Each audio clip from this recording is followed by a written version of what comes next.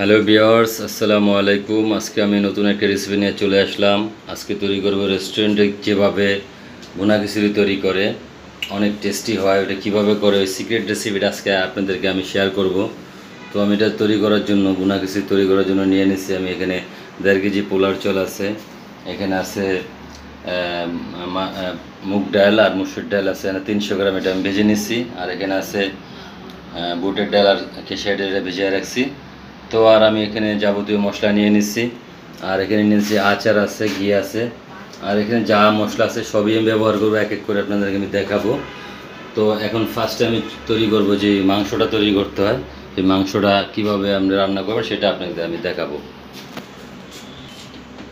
তো ভিউয়ার্স, আমি এখানে কিছু গরম মশলা আস্ত দিয়ে দিচ্ছি, এলাচি, দারচিনি, তেজপাতা। তো আমি ফার্স্ট এখন অ্যাড করব লবণের পর আমি দিয়ে দেবো, আমার এখানে 2.5 কেজি মাংস আছে, আমি দিয়ে দিলাম 1 টেবিল চামচ আদা বাটা, 2 টেবিল চামচ, আমি 2.5 টেবিল চামচ আদা বাটা দিলাম। তো এখানে আমি আর এখন দিয়ে দেবো আমি রসুন 1 চামচ, 2 চামচ, সমান সমান আদা রসুন দুইটাই সমান। তো আমি এখন দিয়ে দেবো 1 টেবিল চামচ জিরা বাটা, দিয়ে দিলাম জিরা বাটা। তো দিয়ে দেবো আমি একটু চীনাবাদাম বাটা 1 চামচের মতো। আর এখানে আমি দিয়ে দেবো মরিচের গুঁড়াটা আমি দিয়ে দিলাম অল্প করে 1 চামচের মতো, একটু বেশি জাল হবে না। আর আমি দিয়ে দেবো এখন হলুদ 1 চামচ দিয়ে দিলাম, একটু বেশি দিলাম। তো এখন দিয়ে দেবো আমি তেল, আমি একটু সরিষা তেল ব্যবহার করব, 1/2 কাপের মতো দিলাম। আর আমি সাথে একটু সয়াবিন তেলও ব্যবহার করবো, যেহেতু খিচুড়িতে একটু তেল বেশি লাগবে, সেক্ষেত্রে আমি একটু বেশি তেল দিলে সমস্যা নেই, এটা আমি খিচুড়িতে ব্যবহার করব।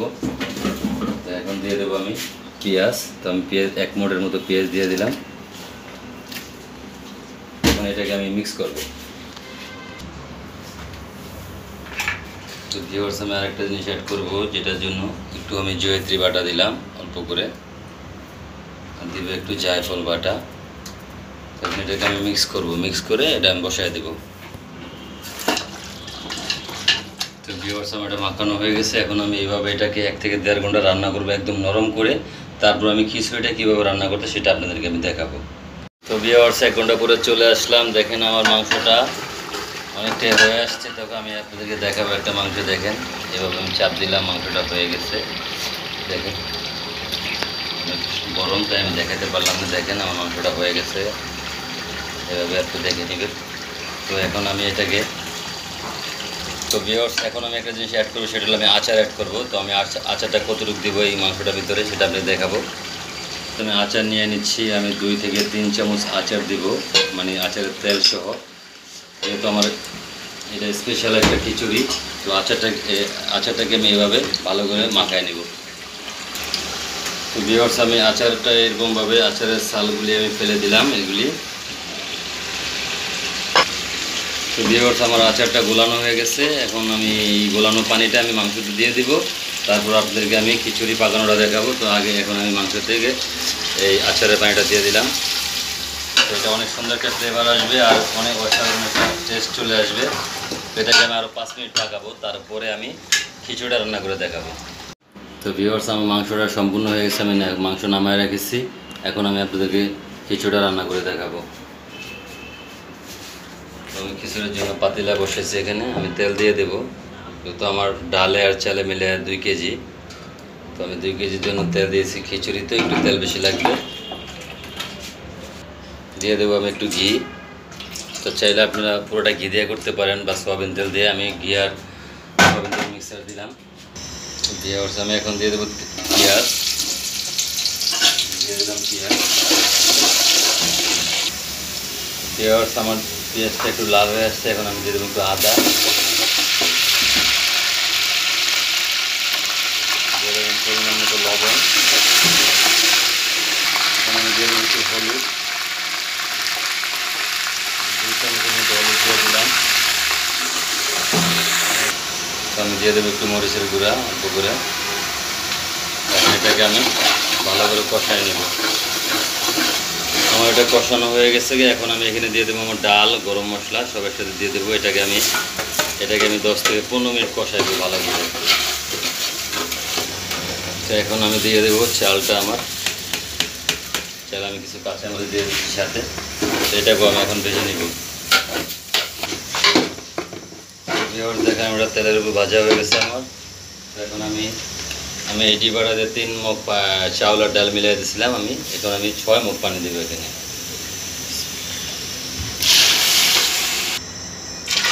আমি 6 মগ পানি দিয়ে দিলাম। তো এখন এটাকে আমি বলক আসা পর্যন্ত এভাবে রাখবো, তারপর আপনি আপনাকে দেখাবো।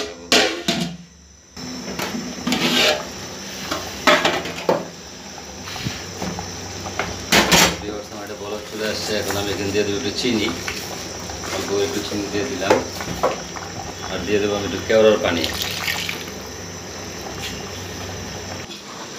তো ভিউয়ার্স আমি এখন আমার এটা অনেকটাই হয়ে গেছে, এখন আমি এই তেল সহ গরুর মাংসটা এখানে এখন দিয়ে দেবো।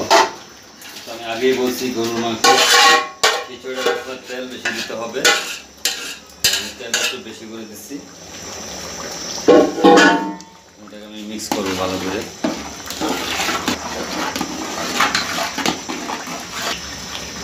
তো ভিউয়ার্স আমার এটা দম দেওয়ার মতো সময় হয়ে গেছে, দেখেন এইভাবে এরকম হয়েছে। তো এখানে আমি আরেকটু আচারের তেল অ্যাড করবো, এটা আমার ফ্লেভার নিয়ে আসবে খিচুড়িতে। এখন এটাকে আমি ঢাকনা দিয়ে দেবো আধা ঘন্টার জন্য, দমে দিয়ে দেবো। ভিউয়ার্স আমি আগুনটা একদম লোতে রাখছি, আপনি এভাবে রাখবেন, আর আমি এটা আধা ঘন্টার জন্য রেখে দিলাম। ভিউয়ার্স চলে এলাম আধা ঘন্টা পরে, দেখেন আমার খিচুড়িটা একদম সফট এবং ঝরঝরা। দেখেন আমার এটার কালারটা কেমন হচ্ছে, আশা করি আপনাদেরও ভালো লাগবে। তো আমার খিচুড়িটা সম্পূর্ণ হয়ে গেছে ভিউয়ার্স।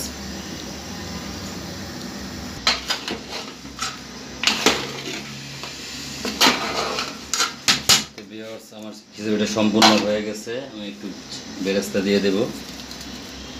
তো ভিউয়ার্স অনেক অসাধারণ একটা খিচুড়ি, টোটালি রেস্টুরেন্টের মতো। আপনি বাসায় ট্রাই করলেই বুঝবেন কত মজা এবং কত ইজি একটা রেসিপি দিলাম আমি।